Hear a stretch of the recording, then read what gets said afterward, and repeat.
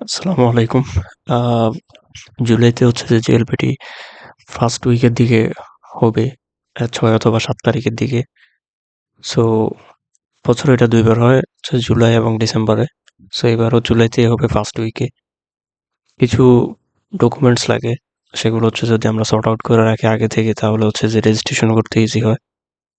রেজিস্ট্রেশনটা হচ্ছে যে এই মার্চ মাসের ফার্স্ট উইকেই সার্কুলার দেওয়ার কথা, অ্যাকর্ডিং টু দ্য রুলস। এবং ডিসেম্বরের অনুযায়ী আমরা লাস্টে যখন সার্কুলার দিয়েছিল সেটা হচ্ছে সেপ্টেম্বরের 2 এবং 3 তারিখের দিকে। যেহেতু অনেক রাশ, সো রাশের কারণে হচ্ছে যে 2 দিনেই ফিল আপ হয়ে যায় আর কি। সো এখন আমি হচ্ছে সেখানে কিছু ইনফরমেশন দরকার, সেগুলো হচ্ছে সর্ট আউট করছি এখানে জাস্ট। সো পার্সোনাল ইনফরমেশনের মধ্যে যেমন name, email, phone number, father's name, mother's name, date of birth, gender, NID, birth registration, passport number, তিনটা থেকে একটা হচ্ছে হলেই হবে আর কি। এনআইডি দিয়েও হবে, বার্থ রেজিস্ট্রেশন দিয়েও হবে, অথবা পাসপোর্ট নাম্বার। আচ্ছা, এটা ছিল হচ্ছে পার্সোনাল ইনফরমেশন। এরপরটা যদি দেখি যে ডকুমেন্টস আপলোডটা, এনআইডি, বার্থ রেজিস্ট্রেশন, অথবা যেটা দিয়ে হচ্ছে যে রেজিস্ট্রেশনের 8 নম্বরে যেটা আছে, ওখানে যেটা দিবেন জাস্ট ওইটার পিকচারটা হচ্ছে যে পরবর্তীতে লাগবে ডকুমেন্ট। যেমন আপনি যদি এনআইডি দিয়ে হচ্ছে যে এনআইডি নাম্বার দিয়ে 8 নম্বরে দেন, সো 9 নম্বরে যখন ডকুমেন্টের সময় আসবে তখন কিন্তু এনআইডির পিকচারটা দিতে হবে। যদি আপনি বার্থ রেজিস্ট্রেশনের নাম্বার দিয়ে যদি 8 নম্বরে ফিল আপ করেন, তাহলে ওই বার্থ রেজিস্ট্রেশনের মানে যে বার্থ পেপারটা আছে ওইটার পুরোটা, অথবা পাসপোর্ট নাম্বার দিয়ে খুলে পাসপোর্টের ছবিটা হচ্ছে যে লাগবে। আচ্ছা, ওই ছবিটার সাইজ হচ্ছে যেমন জেপিজি ফরম্যাট হতে হবে, এবং কি ম্যাক্স হচ্ছে যে 100 কেবি।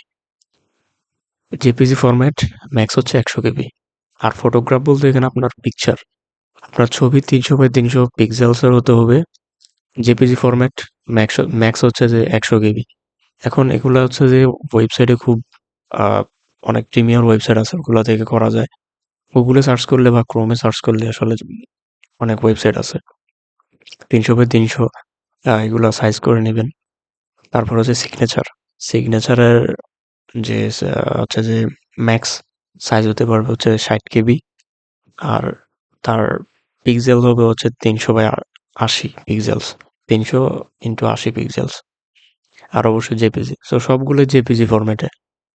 এবং আরেকটা জিনিস আছে, সেটা হচ্ছে যে 8 ডিজিটের একটা পাসকোড চায়।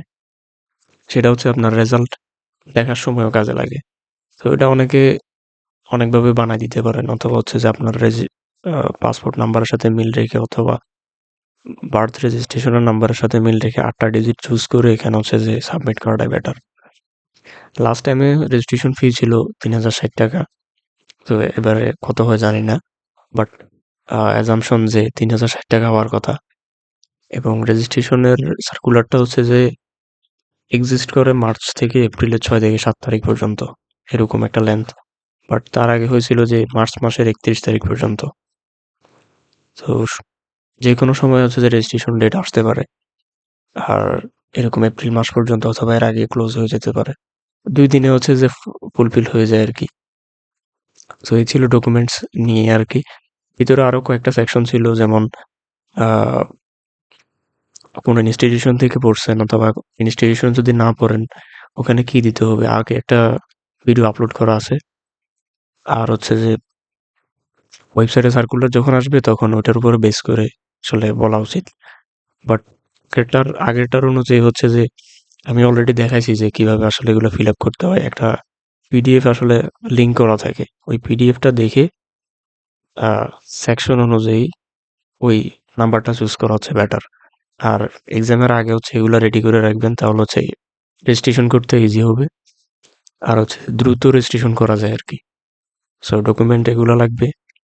আর 8 ডিজিটের যে এটা হচ্ছে নিজের মানে অপশনাল রাখলাম আমি এই সাইডে। বাট এই তিনটা হচ্ছে যে মেন।